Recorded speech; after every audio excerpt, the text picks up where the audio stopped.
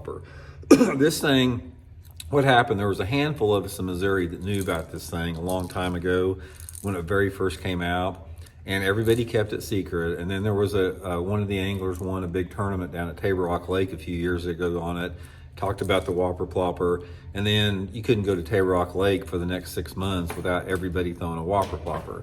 And then it caught on around the country, everybody started throwing it. This is what happens when you have a really unique, crazy looking lure like the Whopper Plopper. It's like people look at it and say, oh my God, that thing's so crazy looking, I gotta try it. And as a result, literally everybody in the country has been throwing this thing heavily over the past 5 or 10 years. Probably 10 years now, I guess it's been. And what was once an unbelievable lure for bass catching has now been relegated to a very situational lure that does not work under a lot of conditions. Now, one of the things about this is, there's a lot of people that fish the Whopper Plopper here in Missouri on all of our lakes, especially like Table Rock and Lake of the Ozarks.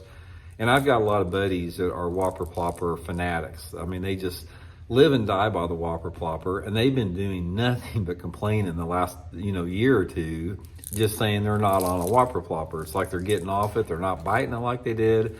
I didn't catch anything on it today.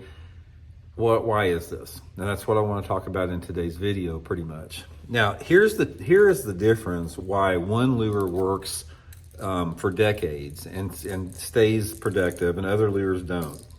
This is a prime example of it. Whopper Plopper, guys, telegraphs itself. If you've ever seen this thing in the water, it makes a very loud, unique sound. It goes blah, blah, blah, blah, blah, blah. I can't do a good imitation of it, but it looks crazy coming through the water. It has a very unique sound to it. It's a large bait. You can't mistake it. And then if you take something like a jig that's a silent bait, just sort of bouncing and scooting along the bottom like that, it's literally a different universe. These two lure categories right here are literally in a different universe from each other in terms of the profile and their appeal to fish. So bass get conditioned to a bait that they can get conditioned to through some type of sight or sound very, very easily.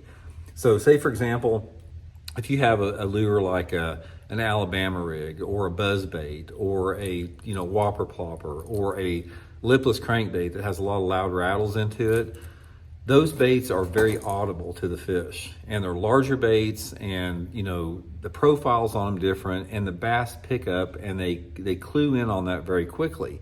But again, if you're using a silent bait, like a plastic worm or a jig or something like that, these baits don't telegraph themselves. There's no noise to them. The only noise that they put out is just maybe